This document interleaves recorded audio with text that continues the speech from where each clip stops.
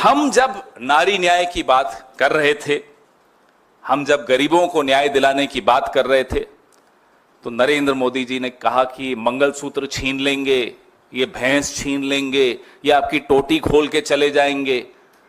अजीब सी वाहियात सी बातें सुनने को मिली इस कैंपेन में। 140 करोड़ लोगों का प्रधानमंत्री, 10 साल का प्रधानमंत्री, टोटी चोरी, भैंस चोरी, ऐसी ऐसी बातें इस प्रचार में आपने वहां से सुनी। जयराम जी ने मुझे कहा कि मैं अपने प्रचार की बात करूं, वो हमारे प्रचार की बात अधूरी होगी जब तक उनके प्रचार की बात नहीं करें।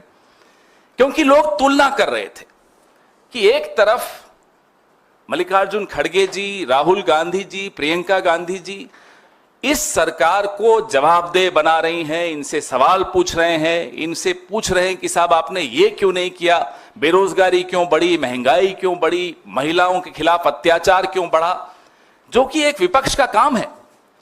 हम 5 साल लगातार ये सवाल पूछते आए, और लेकिन जब हम अपनी विजन, अपने जवाब सामने रख रहे हैं, तब भी हम वो सवाल दोहराएंगे। ये अपेक्षा हमसे लोग रखते हैं, इसलिए हम पूछ रहे थे।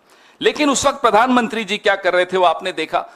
जो प्रधानमंत्री की भाषा थी, कुछ वक्त के लिए तो हमारे सुप्रिया जी के जो काउंटर पार्ट हैं अमित मालवीय जी, वो घबरा गए कि मेरी नौकरी खतरे में आ गई, मोदी जी तो ट्रोल बन गए। ऐसा ट्रोल प्रधानमंत्री हमने कभी नहीं देखा जो इस बार देखने को मिला। मन की बात करते करते मटन की बात करने लगे। बताइए, उनको हमारे प्रचार से ऐसे भटक गए। ये मैं अपनी खुद की पार्टी की तारीफ करूंगा कि हमारे प्रचार ने नरेंद्र मोदी के प्रचार को पटरी से उतार दिया। अपनी बात वैसे कुछ कहने लायक उनके पास था भी नहीं, अगर होता तो कह देते। अपनी बात उनकी कुछ नहीं थी। कल परसों खड़गे साहब ने बताया आपको प्रेस वार्ता के जरिए कितनी बार उन्होंने मोदी का नाम लिया, और कितनी बार कांग्रेस का नाम लिया, कितनी बार राहुल जी का नाम लिया, बीच बीच में नेहरू जी का भी नाम लिया। लेकिन देश को यह नहीं बताया कि आपने किया क्या, आप करने क्या वाले।